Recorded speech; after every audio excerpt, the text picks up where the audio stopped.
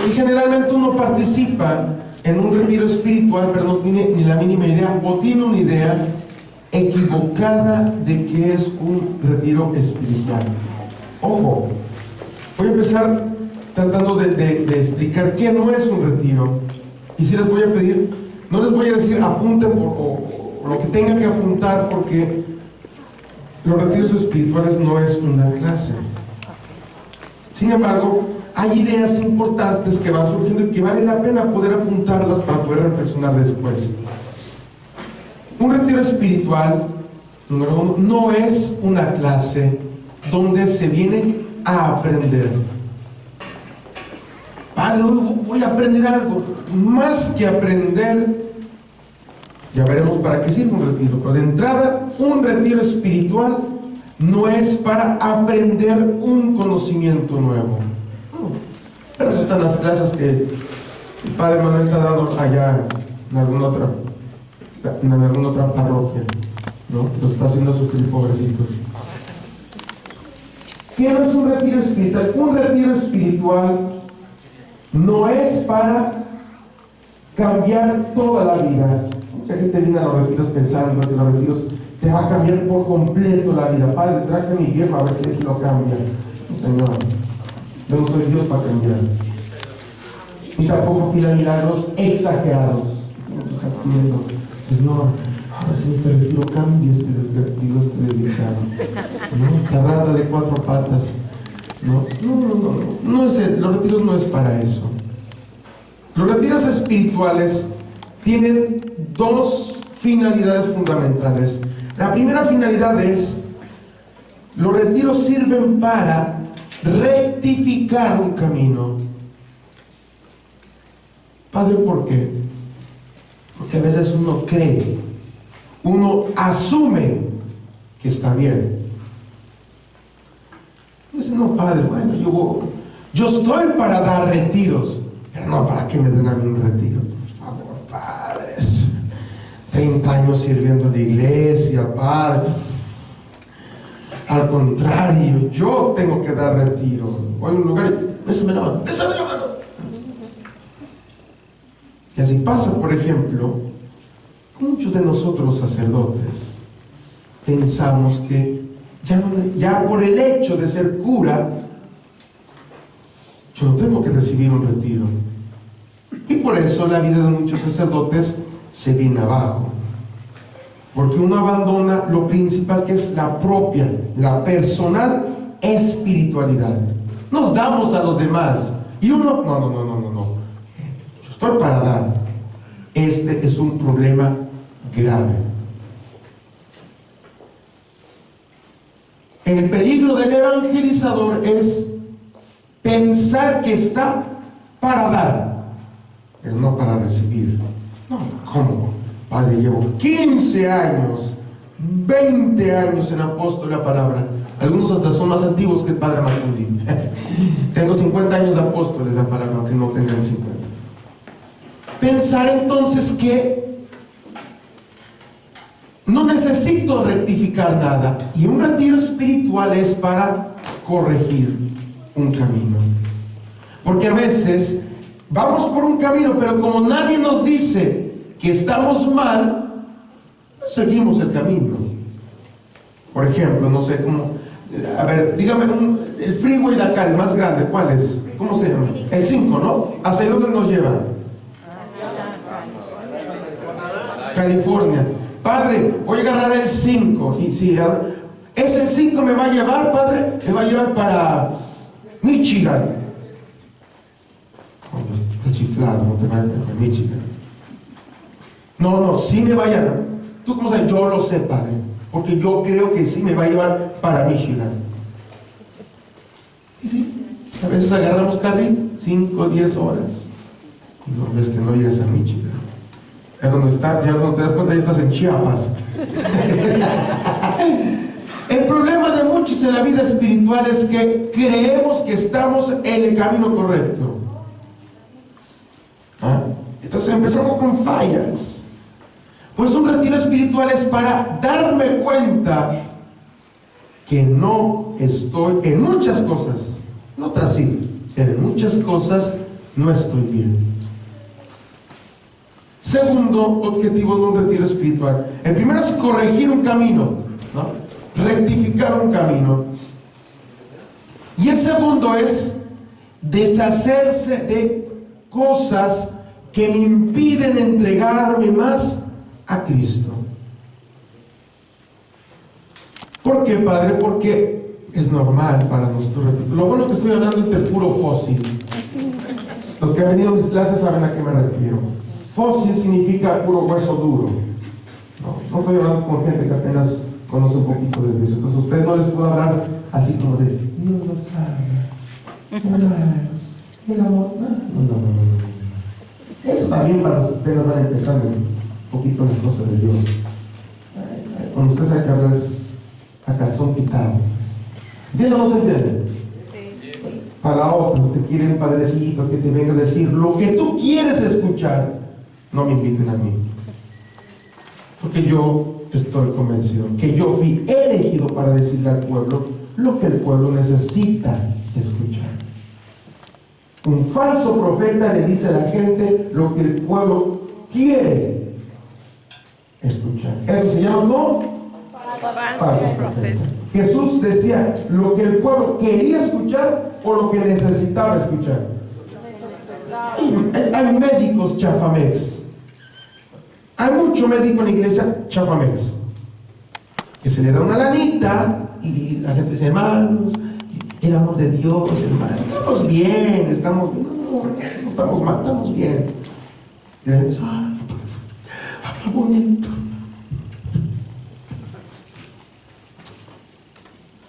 Lobos con cuero de oveja. Basta de esto.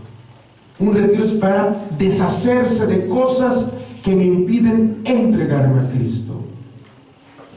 Y bueno, vamos a un texto que va a ser como la guía de esta primera charla.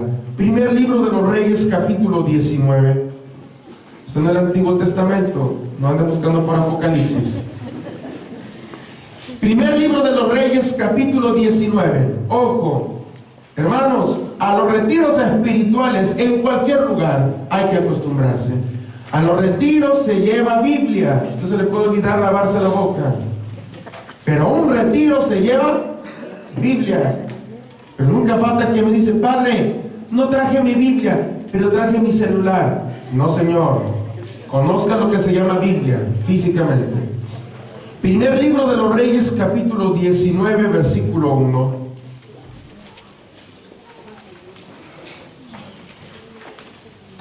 Dice, Ahab contó a Jezabel lo que había hecho Elías, cómo había pasado cuchillo a los profetas.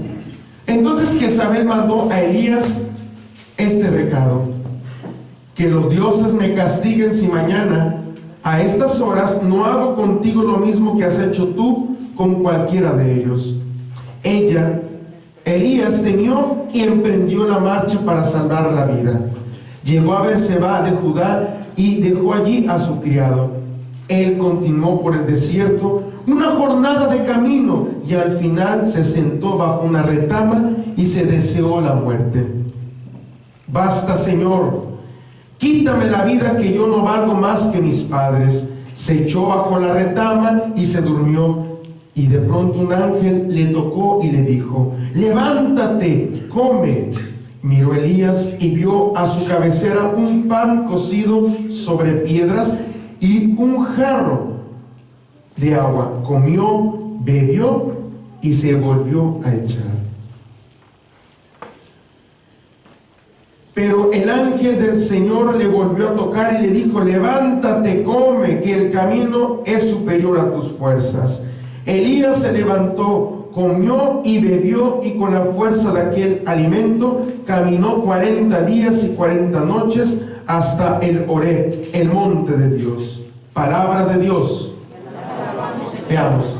Primera parte. Decíamos que los retiros espirituales sirven para ¿qué cosa? Rectificar el camino.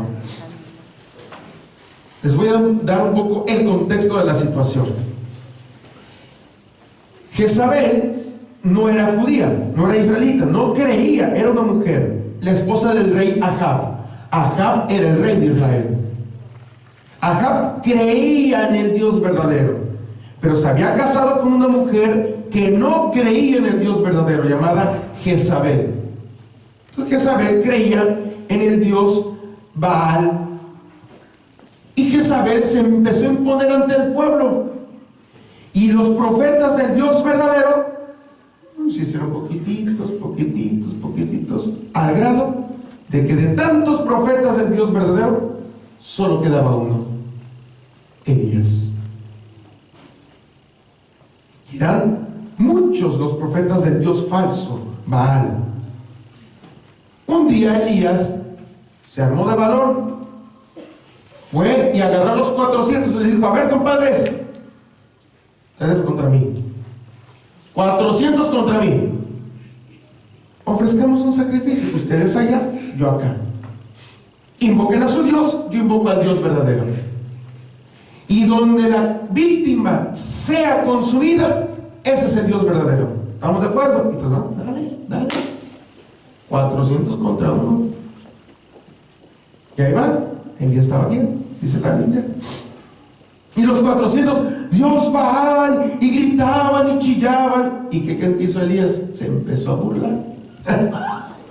Grítale, a lo mejor está dormido tu Dios. Y no más nada, compadres. Dijo Elías: me toca a mí. Watch me, man. Y empezó: Dios de nuestros padres. Y empezó una oración. Y luego dice, ¿saben qué hizo?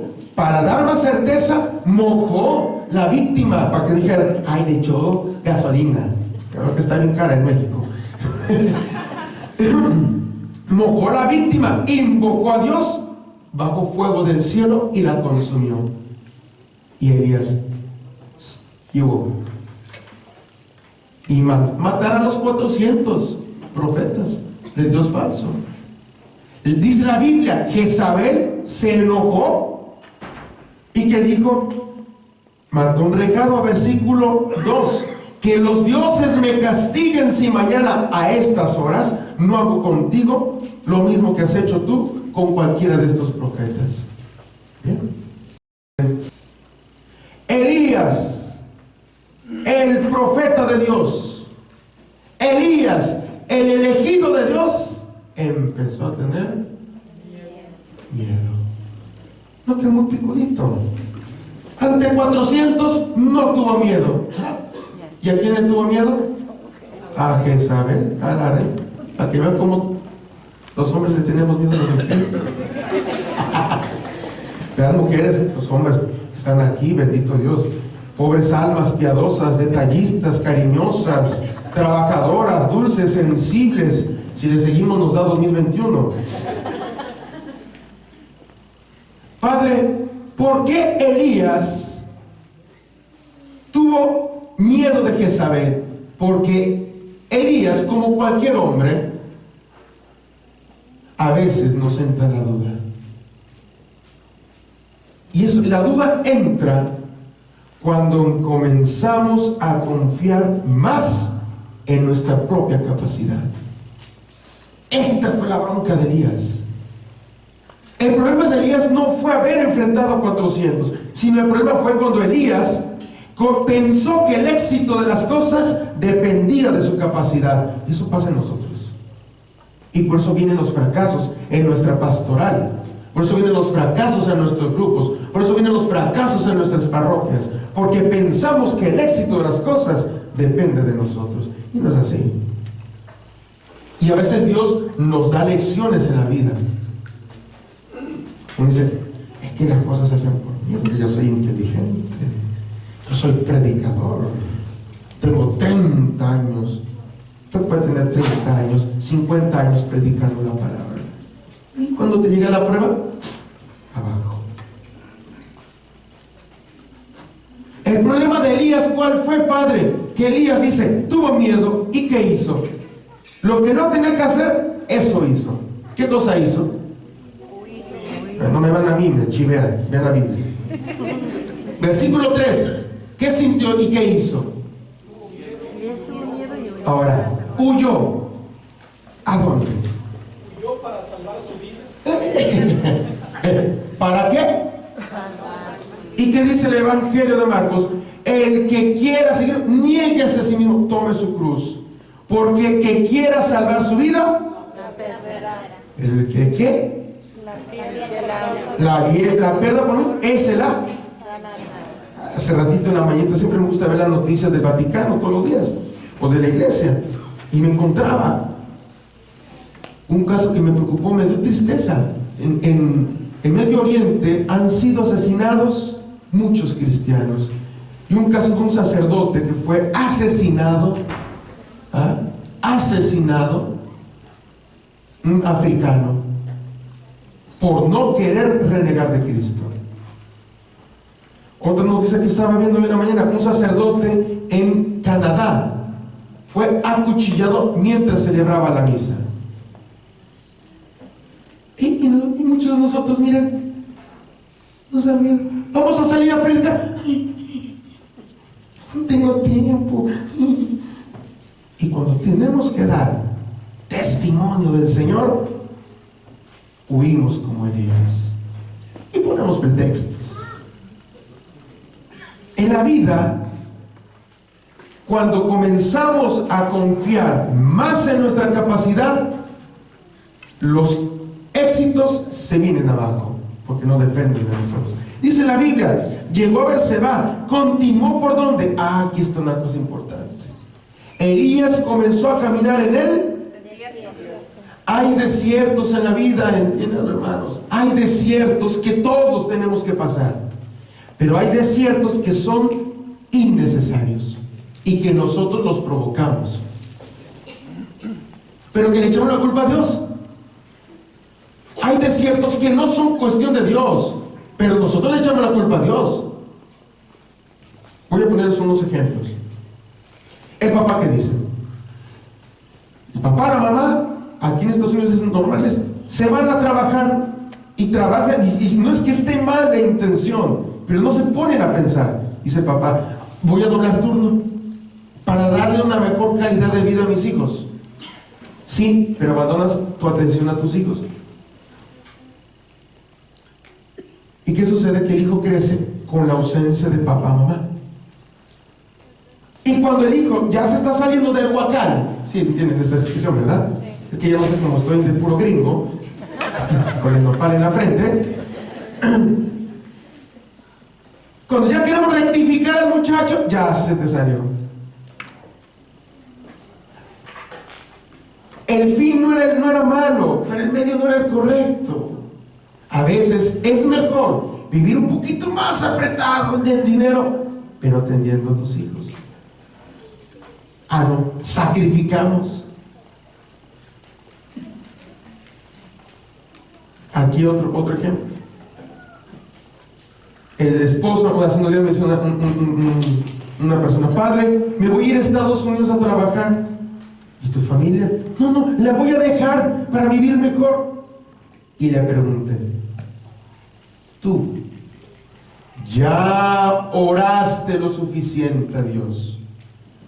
De tal forma que tú estás certero de que es parte del plan de Dios en tu vida. No lo hagas. ¿Por qué? Porque por a veces una buena intención puedes echar a perder tu familia. A veces vivir un poquito más pobre, pero con una familia. ¿Qué? Vivir bien sin una familia. Piensa. La mayoría de la gente toma decisiones importantes en su vida sin Dios. No toma en cuenta a Dios. Vamos en concreto con el albañil. ¿Cuántos de ustedes, papá y mamá, les dijo, hija, vamos a la capilla de la parroquia a rezar para que Dios te muestre el hombre o la mujer que tiene para ti? ¿Cuántos de aquí? Cuando estaban chavos. Y no me digan que sí, no, la vista cultural. Escogieron y bueno, ahí vieron que se les cayó el fracaso. A veces latinas, a veces no latinas, ¿qué vas a hacer? Esta cultura hay que inculcarla, porque elegimos por lo que vemos. No tomamos a Dios en nuestras decisiones. Entonces no le echemos la culpa a Dios. Hay desiertos en la vida que son innecesarios si usted y yo tuviéramos a Dios en nuestras decisiones. Elías, ese fue el problema de Elías. Elías comenzó a caminar en el desierto y pensó que iba a estar bien. ¿Y cuál fue la bronca de Elías? Al poco ratito se cansó. ¿Y qué hizo? Una retama. ¿Qué es una retama, padre? Una retama son esos árboles, arbustos pequeños que están en los desiertos.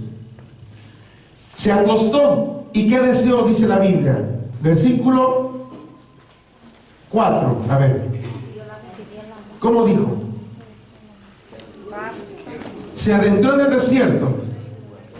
Ya basta, Yahvé. Ya basta. Toma mi vida, pues yo voy a morir como mis padres. Ay, se deseó la muerte, ya no quiso. No, tiró la toalla. No, padre.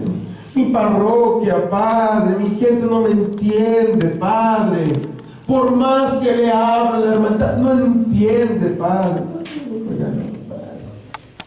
Padre, por más que rezo para que mi viejo conozca a Dios. Padre, mentira. Por ejemplo, más de algunos de aquí, de ustedes, no tocan. A veces Dios puede tocar corazones. Viene obligado porque viene la mujer y dijo, ¿quién es desdichado? Y como padre, mire, yo no me equivoco el dedo, tengo 15 años predicando en tiempo completo. Uno aprende a ver la cara de la gente. Puede estar feo, pero disponible. No, pero puede estar, y tú lo ves a... No pasa nada. Algo Dios puede. Muchas mujeres dicen, padre, ¿y cómo está? Sí, pero a lo mejor por dentro Dios le está dando una buena sabrosita, una arrastrada para que agarre el patín. Hay desiertos, queridos hermanos, que son innecesarios. No hay que provocarlos. Hay desiertos que se pueden evitar si pensamos y tomamos a Dios en nuestras decisiones. Le dijo el ángel, hey, levántate y come. ¿Y qué hizo? ¿Qué hizo Elías? Se levantó y comió. Ah, se levantó. A ver, ¿dónde dice que se levantó? Dice, miró Elías y vio a la cabecera un pan cocido sobre piedras y un jarro con agua. ¿Se levantó? ¿Dónde dice que se levantó? Mentirosos de primera clase. ¿Qué hizo? Comió y bebió. Elías se parecía a algunos que estoy viendo acá, que si por si mucho fuera, la comida en la cama. No, más las crías. Amá. Y ya saben, de por sí ya saben que los hombres somos más exagerados que las mujeres. Es la verdad. Una mujer, un chorrillo, pero se va a trabajar y sigue atendiendo a las crías.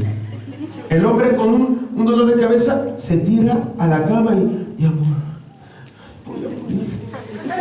Te encargo a mis hijos. Dile que los amo mucho. Elías no entendía lo que Dios quiere hacer en su vida. Y Elías comió y bebió, pero siguió acostado. Y a veces pasa así en la vida espiritual. Dios te quiere cambiar, pero uno sigue acostado, necio. Y ni modo. Hay veces en las que uno tiene que tocar fondo para cambiar la vida de una persona. No debería ser así, porque hay dos formas de madurar en la vida. Escúchenlo bien. Una, en el seno de una familia. Dos, a la brava. La Biblia, el Evangelio de Lucas capítulo 15 versículo 11 al 32, la parábola del hijo pródigo, ¿no? El hijo pudo haber madurado con su familia, pero dijo el hijo, hey, jefe, cash man, come on, mi dinero. En inglés le dijo mi herenciation, mi herencia, mi herencia, lo que me toca. La Biblia no lo dice, pero un padre que ama a su hijo le hubiera dicho, a ver hijo, espérate, mira, no, yo puedo. Y el padre sabe respetar al hijo. Y el hijo se fue y le dio carnada a la gran, compadres, como algunos que estoy viendo. ¿Qué no voy a decir nombres? Y dice la Biblia que después ya empezó a sentir la cosa, el agua, el cuellito. ¿Ves? En casita lo tenía todo. Y acá naranjas agrias. Y regresó. Él tuvo que aprender a la brava. Elías tuvo también que aprender a la brava. Pudo haber madurado en la vida espiritual junto a Dios, pero tuvo que aprender a la brava. ¿Qué dice la Biblia? Se volvió a acostar y Dios dijo: no, no, no, no, no, no, no, no, no, no, el coco no, el coco no. Y le volvió: hey, Elías, hey, wake up, man, wake up. Y le volvió a decir, versículo 7, ¿qué le dijo? Por segunda vez. ¿Qué le dijo? Levántate. No le dijo, no, fíjense bien, no le dijo, come. Le dijo primero, porque antes de que te puedas alimentar, necesitas tomar conciencia de que tú y yo puede que estemos mal. Tienes que darte cuenta. Tienes que rectificar tu camino. Tienes que darte cuenta que el camino que estás eligiendo no es el correcto, porque Dios no me llamó para andar en el desierto. Elías, ¿qué iba a hacer en el desierto? A ver, un profeta, ¿está llamado para hablar en el desierto? El profeta está llamado para hablar ante el pueblo, no al desierto. ¿El desierto quién va a predicar? ¿A la víbora o a quién? Señora víbora, el Señor te ama. Señor alacrán, Dios te... ¿Qué cosa? Pérdida de tiempo. Es pérdida de tiempo. En la vida hay que entender que nosotros no es que somos más, no. El apóstol de la palabra no es mejor que cualquier otro, pero tenemos una misión específica. El padre Matú le solía decir, me recuerdo en una misa, en una homilía en la casa de teología, decía él: el más grande de los honores para nosotros es ser misioneros.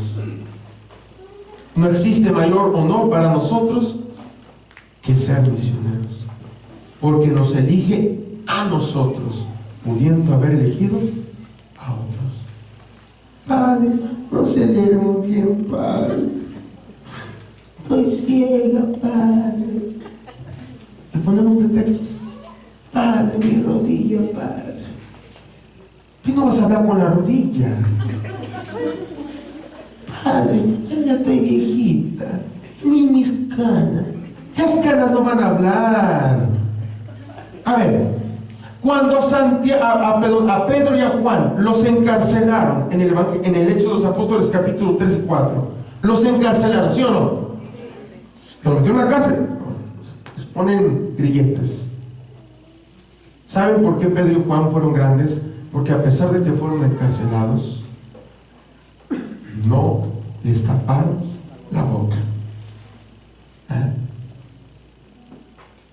El misionero no ve límites, el misionero ve posibilidades. Pedro y Juan le taparon, los amarraron. No pasa nada. Pero no me quitaron la boca. Se fiera. El misionero está para eso. Dice la Biblia, Elías, ahora sí, en el versículo 8, ya agarró la onda. ¿Qué hizo Elías? Ahora sí, se levantó y después, y dice la Biblia, y con la fuerza de ¿qué? Del alimento. Papá, entonces necesitamos en la vida rectificar caminos, reconocer cuando estamos haciendo malas cosas.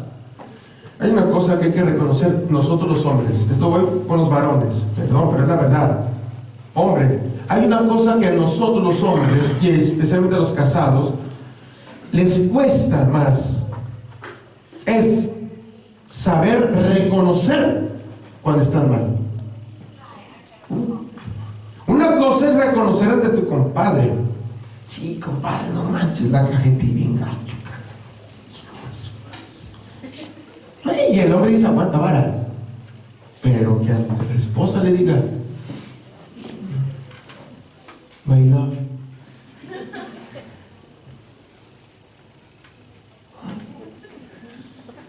tienes razón.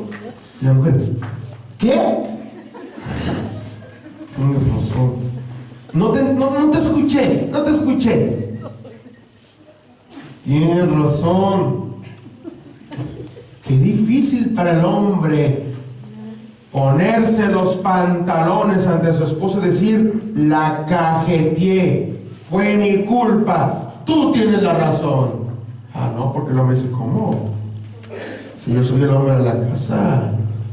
¿Cómo? Si yo soy el macho alfa, espalda plateada, huesos de adamantium, pelos de zacate en el sobaco, brazos de leñador. ¿Cómo yo que soy el hombre? Alajo, usted cristiano, un buen cristiano aprende a reconocer cuando la ha regado. Aunque sea la única persona al varón, la única persona que debe verte llorar a ti, hombre, es tu esposa. Y no tienes por qué sentir vergüenza. No se te cae toda. Tienes razón. Eso se llama rectificar caminos. Eso se llama regresar al camino.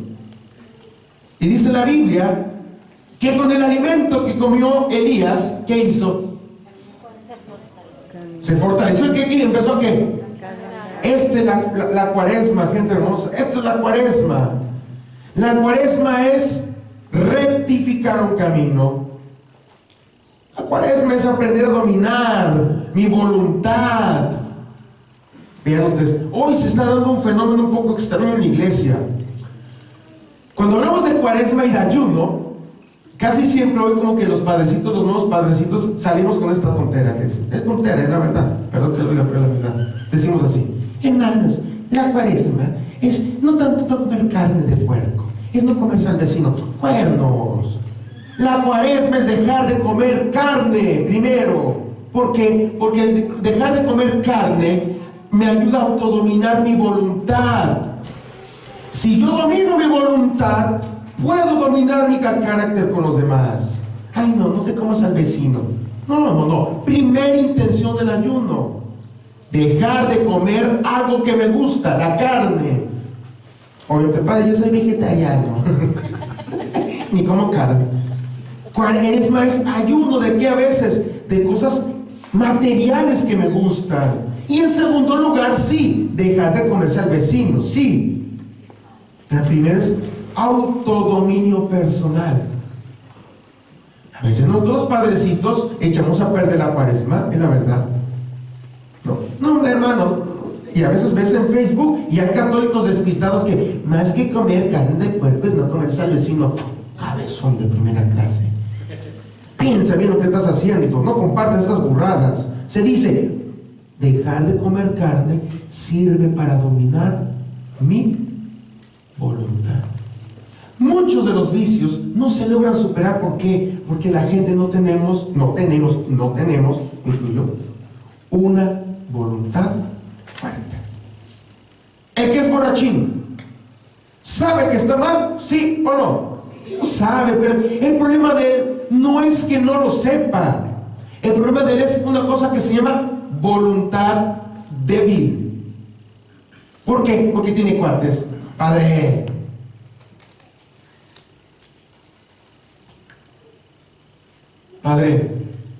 unas bien siberianas. ¿Qué son siberianas? Yo que en la Siberia hace frío. Bien frías, compadre.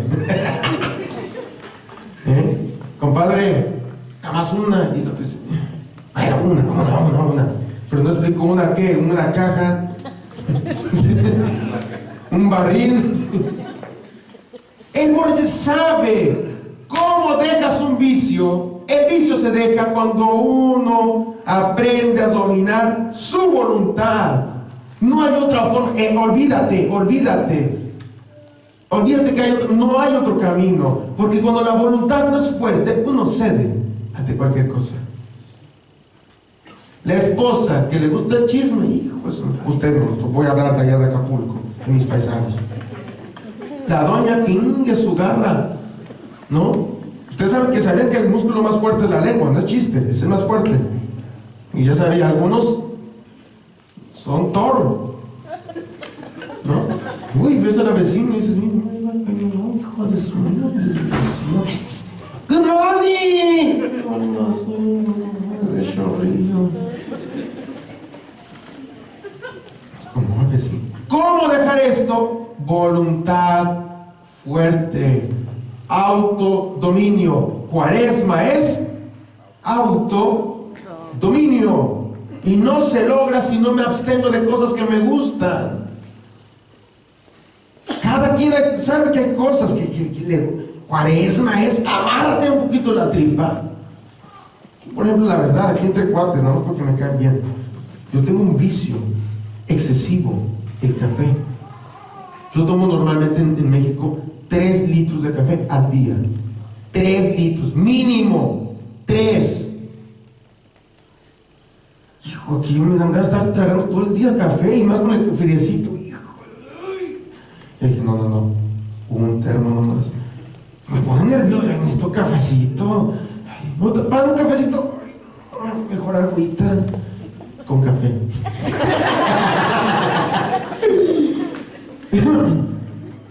El Cuaresma es, Padre Manuel, bájele al café. Hijo de su mecha. Yo en México, en mi oficina, tengo mi cafetera ahí chida. Yo tengo una costumbre, todos los días, every day. Antes de acostarme, pongo mi café, pongo mi filtro. La gente normal le pone 3 cucharadas grandes de café. Padre Manuel, 6. Y el pilón, 6.5. Ya, pongo el agua. Al otro día, 6 de la mañana, me levanto, tipo zombie. Como algunos que me están viendo también. Todo el mundo. No me digan que se levantan como princesas. No, os digan mentiras. Me levanto, presiono el botón y me voy a bañar. 15 minutos después, 3 minutos después, y dije, Cuaresma, no café en la mañana. Pues su piedra. Y quisiera, Cuaresma es autodominio. Elías quería cambiar de vida y miren lo que cometió. Elías era el profeta, Elías era elegido como usted, Elías era un profeta, un predicador, y perdió el rumbo. Y muchos de aquí, quizás en su vida espiritual, han perdido el rumbo. Muchos de ustedes quizás en este momento están en un desierto innecesario. Están en un desierto que no le echen la culpa a Dios. No le eche la culpa a Pablo, no, la culpa es de usted. Porque usted se metió en una bronca tremenda. El esposo que dice, tengo una Lupita, ¿no? La Lupe que trabaja contigo. Ay, don Juan, hoy se ve muy bien, don Juan. Y el otro baboso, ay, Lupita, tú también, con mucho respeto. Y ya empezaste a cajetearla, compadre. Te empiezas a meter en un desierto que después no vas a poder salir. Entiéndelo, cabeza de piedra. No vas a poder. Ah, no, el hombre es muy machito. Sanamente. Ay, mira qué vestido. Se ve muy guapa en la iglesia. Ay, gracias, compadre. Te estás metiendo en un desierto que no vas a poder salir. En la vida hay que detectar, hijos. Detecten desiertos innecesarios. Pero hay otro tipo de desiertos que tenemos que pasar. ¿Cómo cuáles, Padre? Número 1, el rechazo de la misma gente de la iglesia. El rechazo incluso de gente comprometida con la iglesia. Uno está esperando los trancazos de afuera. Y cuando ves, ¡pum!, te la da tu hermano de comunidad. ¡Pum!, te la da el otro. ¡Pum!, te la da el cura. Hay que entender que Hay desiertos que tenemos que pasar. Problemas económicos, crisis, murió un familiar. Padre, ¿por qué a mí? Pasaste una situación difícil en tu infancia, ¿por qué a mí? Tu hermano de la parroquia que nada más se la pasa criticándote, ¿por qué a mí? Son desiertos que tenemos que pasar. Jesús no fue traicionado por la gente de afuera, fue traicionado por uno que consideraba amigo suyo. Porque Jesús dijo: ya no los llamaré servidores, los llamo mis. Para los que hablan inglés, you are my friends, man. You are my friends. Son mis amigos. Best friends. Sí, hay niveles. Estos son discípulos, pero ustedes son best friends. Y a pesar de que eran sus best friends,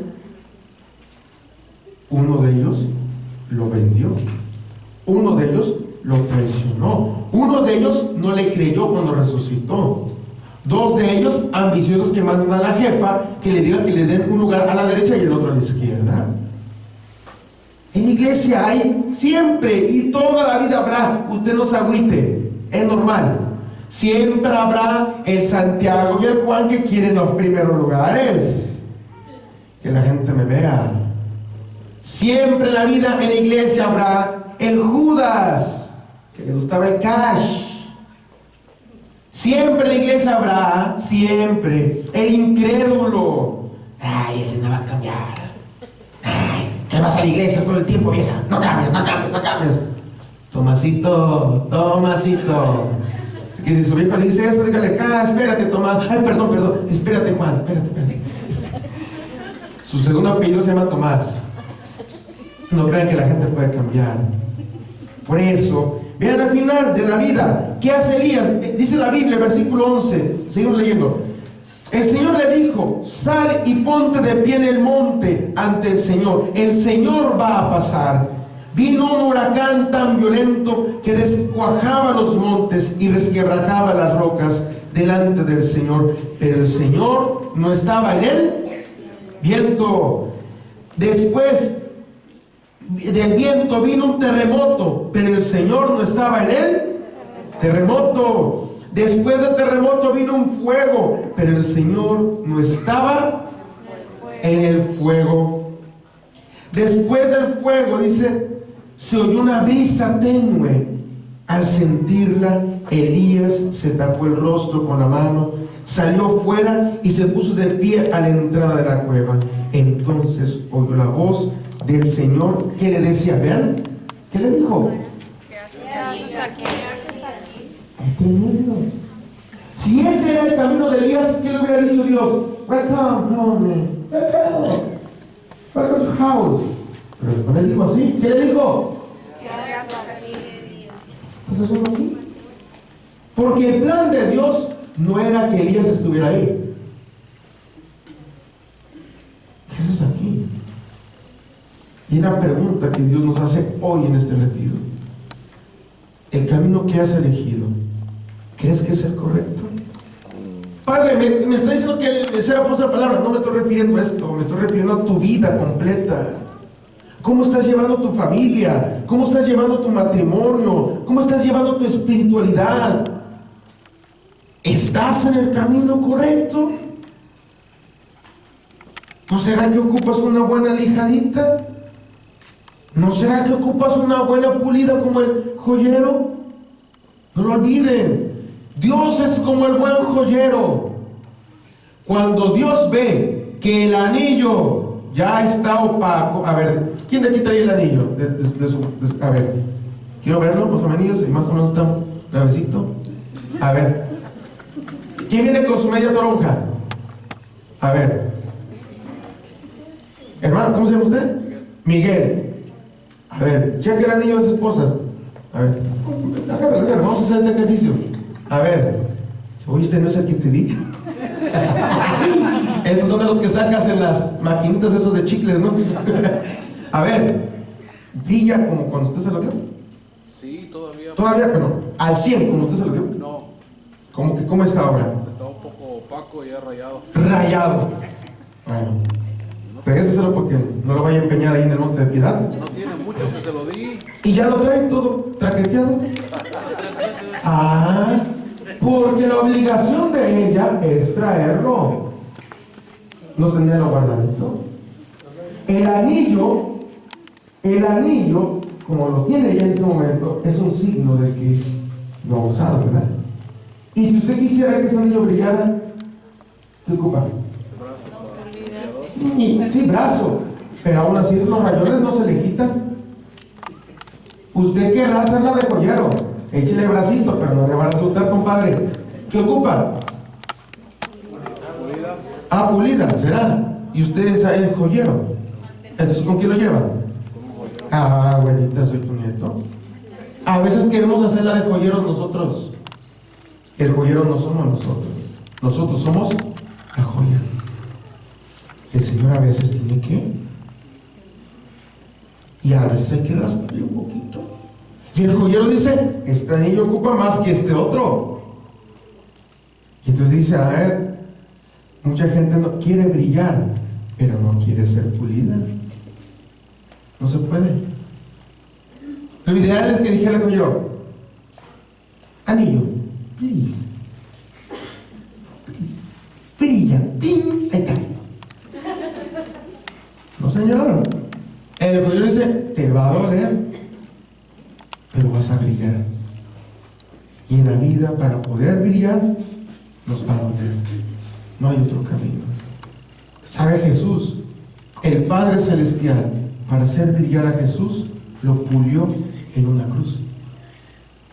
¿Y qué dijo Jesús? Si es posible, aparta de mí. Si es posible, pero que no se haga. Y mire lo que fue para. Entonces, hay que pedirle al Señor en este retiro, Señor, ayúdame a pulir. Me cuesta, me está. Yo sé que, hijo, Padre, me está dando un gancho al hígado, no manches, ni Manny Pacquiao, ni Mayweather como el Padre. La palabra es la que nos tiene que cuestionar, Señor, pule mi corazón, Señor, ayúdame a rectificar mi camino. Señor, ayúdame que si le he fallado a mi esposa, la he ofendido, le he dicho cosas indebidas, ayúdame a ser capaz de decirle, perdóname, fue mi error, perdóname, tenía razón. Un hombre reconoce, un macho se aguanta. Un hombre de Dios dice, fue mi culpa. ¿Sabes qué? Vamos juntos.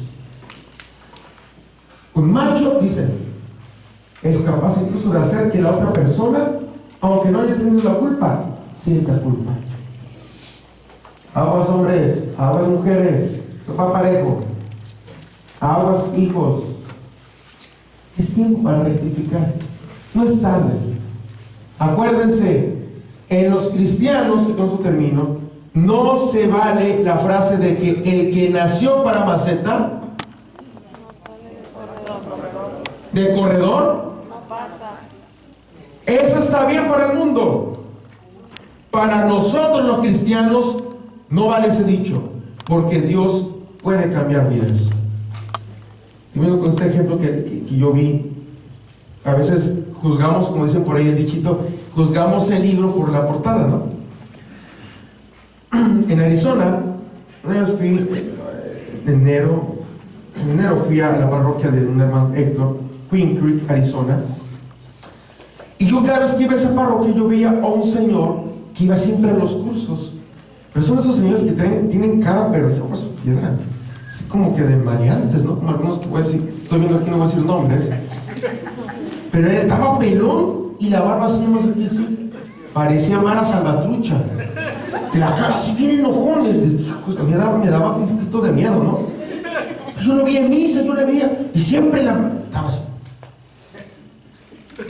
Dice una cosa, y me dice, padre, ¿le toca comer en tal dirección? Ah, ok.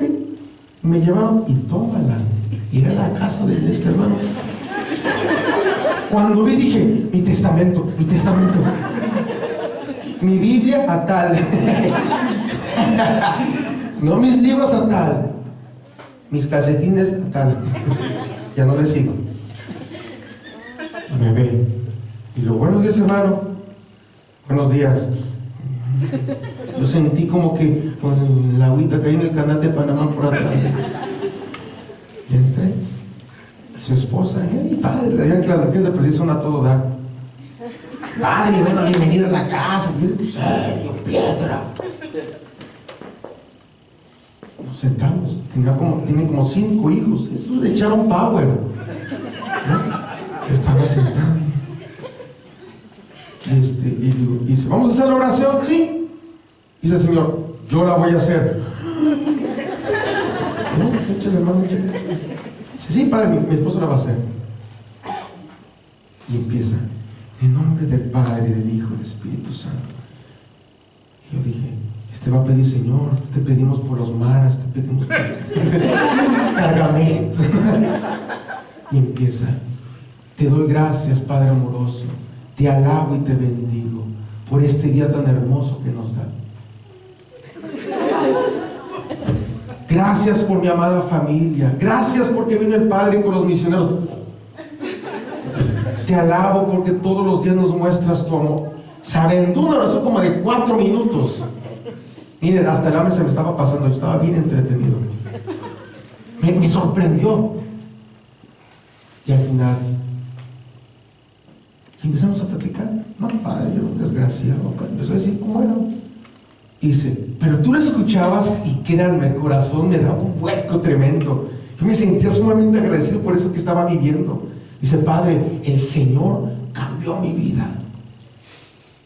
El Señor, yo le vi la cara y dice, no te creo. Y dice, padre, el Señor cambió mi vida. Yo, no manches la ropa. O sea, no había coherencia entre la cara y lo que decía. Dice, padre, y a veces se dice, en el trabajo, tengo compañeros que mientan, no le dicen, y yo, te reprendo, compañero, porque no estamos para decir maldiciones, porque el Señor. Dije, bueno, lo escuché y no pude aguantar. Yo soy bien así, bien piedra. Ustedes saben que yo soy bien ogro. Neta, me salieron unas gotas de lágrimas, las de cocodrilo, bien machín. Yo dije, Señor, ¿qué nomás este compadre? Al final dije, estamos como 2 horas platicando. Me platicó. Dice su esposa, no, padre, y lo que mi viejo dice es verdad, no crea que chorro. Todos los días nos sentamos a leer la Biblia. Lloramos juntos, padre, no crea que. Y hemos tenido nuestros carros, sí los hemos tenido, pero ¿saben qué, padre? Dijimos, nos vamos a pegar, sí, no hay bronca, pero al final vamos a tener una oración. Así estemos enchilados. Nos vamos a dormir, nos vamos a jetear, pero con la promesa de solucionar la bronca mañana. Más pronto posible. Es un mecha, dije. Te digo, hermano, digo, me sorprendes. Yo dije, ve, es cierto. Dios cuando quiere, cambia una persona. Y yo en mi corazón dije, hermano, perdóname, sí, le pedí perdón. Perdóname por haberlo juzgado. La cara no, es que la cara no le ayuda, compadre. En la cara. Y luego anda con sus pantalones así bien chorillo. Dije, no manches, esto debe ser como de los menos del Chicago. Para que vean que Dios puede cambiar corazones. Y lo hace como quiere y cuando quiere. Paciencia, mujer. Paciencia, hombre. Recuerden, el éxito de las cosas no depende de nosotros. Depende de Dios. ¿Estamos de acuerdo? En el nombre del Padre, del Hijo y del Espíritu Santo.